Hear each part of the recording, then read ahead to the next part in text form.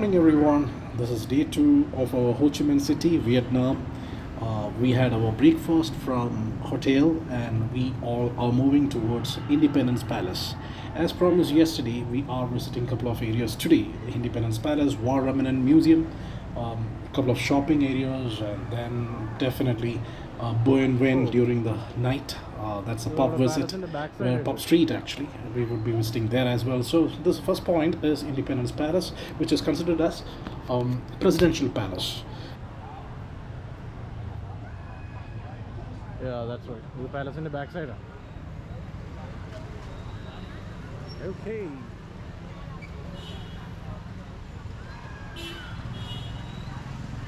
എന്ത് വലിയ മരമാണെന്ന് നോക്കി. സൺഡേ ആയതുകൊണ്ട് തിരക്ക് തുടങ്ങുന്നതേ ഉള്ളൂ. And this is where we have to go.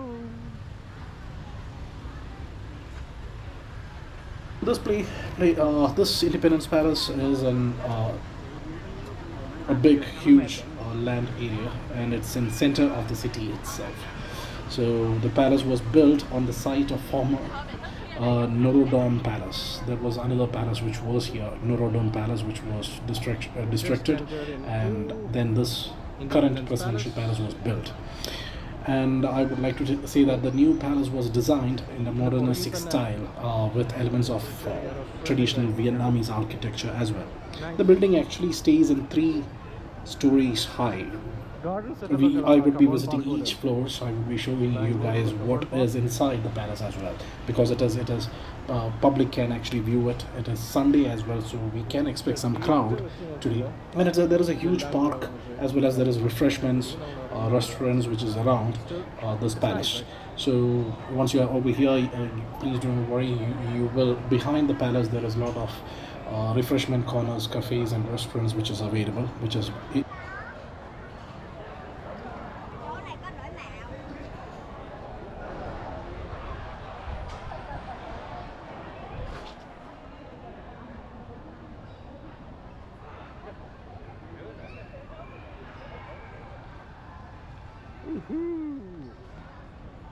It's huge. Everest, right? Fort Everest. Talking about the history of the palace, the presidential palace, it was constructed in 1966, and it was official presidential palace of South Vietnam, just like right now what we have North Korea and South Korea. Even Vietnam was divided into two as North and South. So yes, as part of Cold War, we had lots of South and North, where North were most of the times supported by Russians and Chinese, but at the same time, South would be supported by US, just like what you see in South Korea as in North Korea as of now. Even for Vietnam during the Cold War, the most affected country for as a Cold War, or maybe the proxy site for the US and Russia was Vietnam. The Vietnamese were the people who actually suffered the most out of the Cold War, which happened between after the World War, immediately after the World War till 1990s. That is till the fall of USSR. So yes, this palace has a significant prominence because over here in 1975, when US decided to leave Vietnam, the North Vietnamese tanks rushed into the gates and crashed into the gates and conquered this palace. And this it plays a very prominent role, wherein at this moment of crashing into the gate and capturing this Independence Palace, that's why it's called Independence Palace. Before it was Presidential Palace. So once capturing this Presidential Palace, that's where he declared the independence and reunification of South and North Vietnam came into prominence. The exact date is around April 30th, 1975. Yes, it is April 30th, 1975. That's when all these historical happenings occurred. So once the reunification was done, it was under the communist rule. So even now it has communist prominences around Vietnam. You can see everywhere the signs, as well as the government, as well as has got a huge role. The communist side has got it. So that's what something that capitalist nation like US wanted to stop, and we have succeeded in many places, but not in Vietnam. So yeah, this is the palace where all these historic things has happened. So as I said before, this palace was previously Notre Dame Palace, which was later on, which was built actually in French colonial styles, which was used by French governors. You know that Vietnam was a French colony before, so French governors were using this site, and later on, a new palace was being built within the Vietnamese architecture. So yes, the as soon as we reach this area of Vietnam, Vietnam Independence Palace, you would see on the front itself there is a huge lawn. We have to take a circle.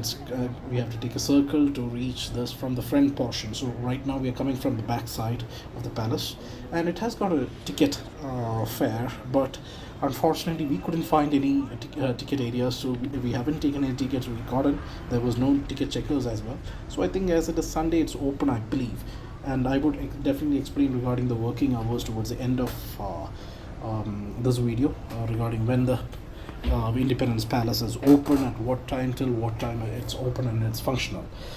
So when you enter this Independence Palace, you would see a huge lawn, and then when you enter the building, you would find presidential office, war rooms, conference halls, private living quarters, and a lot more. And there is a what I know is there is a helipad on top, and there is a helicopter on top of this palace. And you can imagine during the war times when these tanks, Patton tanks, actually crashed into the gates, and soldiers were rushing in. Before which, maybe a couple of minutes before, I'm sure that the presidents or the officials might have taken that helicopter from the top floor and would have flown away.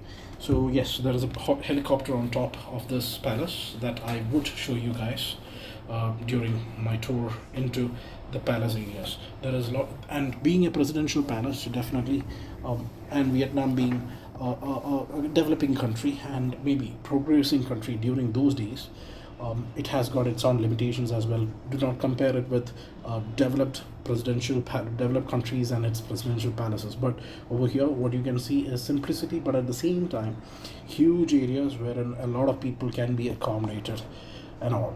So that's what is presidential palace.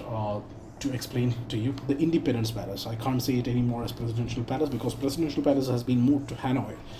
As I said before, this was called as Saigon, later on renamed it as Ho Chi Minh. So Ho Chi Minh was a politician as well as the freedom fighter. So after him, the name was being given to the city as Ho Chi Minh. Before, it was called as Saigon. So by 1975, when the new government has formed and reunification has happened, definitely Ho Chi Minh City was being named after Saigon. So yes, so we are in Ho Chi Minh City, previously known as Saigon, but you could see the name Saigon in many areas and many restaurants still, and even fridge magnets that you buy will have Saigon named in it. Because it's an old name, it's a prominent name, it had been there for centuries, as this land area was called as Saigon. Now the capital of Vietnam is Hanoi. So presidential palace has been moved to Hanoi as of now, and this particular palace, previous presidential palace, is named as Independence Palace.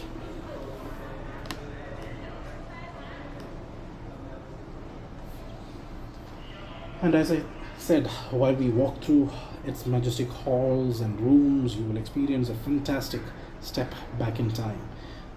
When it comes to presidential office, you can imagine the South Vietnamese leaders at work making decisions and leading up to the nation's unification. Then the war rooms, which you would see in the third floor actually. This room is one of most important in palace where South Vietnamese military leaders monitored and made critical decisions during their final days of the war. The room is equipped with old communication devices, including radios, telephones, large map tables, offering a glimpse into tense environment of war during the period. And definitely conference rooms used for these diplomatic meetings and strategic planning. Conference rooms featuring lush carpets. Carpets is something that I have observed over here.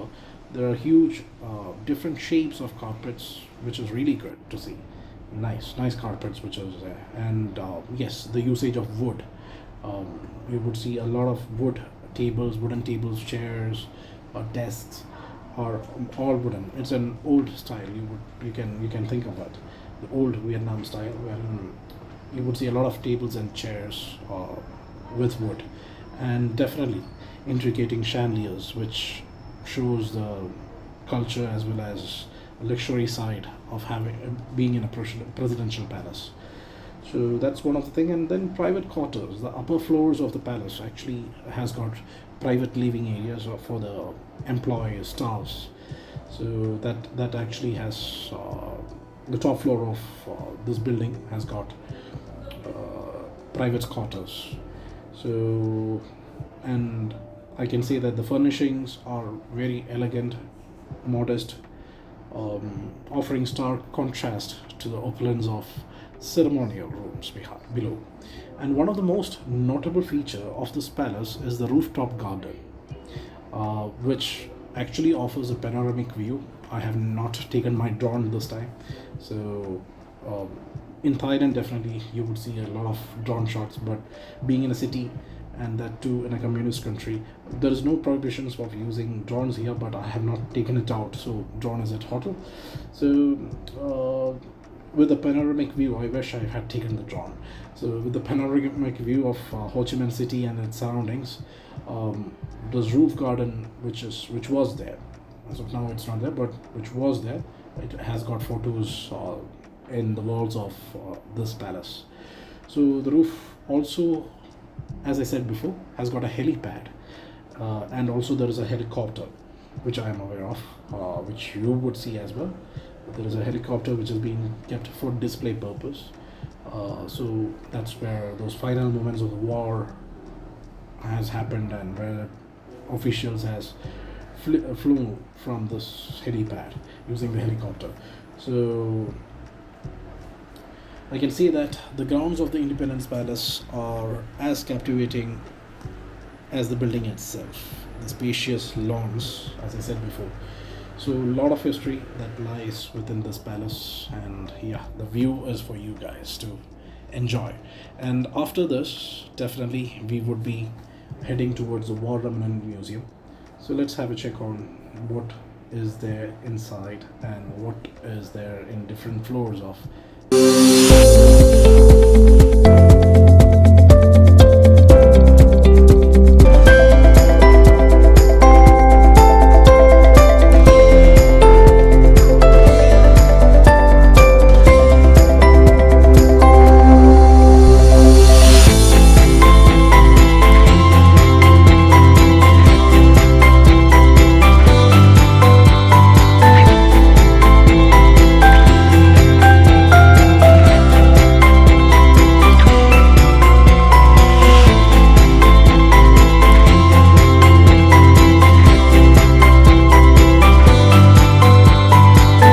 Hey guys, so that's the end of Independence Palace tour. So you have seen the inside out information with the history. So we are heading towards the War Remnant Museum, and there is a timings for the entry and exit, that is between 7:30 a.m. and 6 p.m. So there's a minimal fee for the tourist while entering, but today we didn't have to pay anything. So yes, now we are heading towards the War Remnant Museum. Keep watching guys, and please do subscribe, like and share my video. Thank you so much.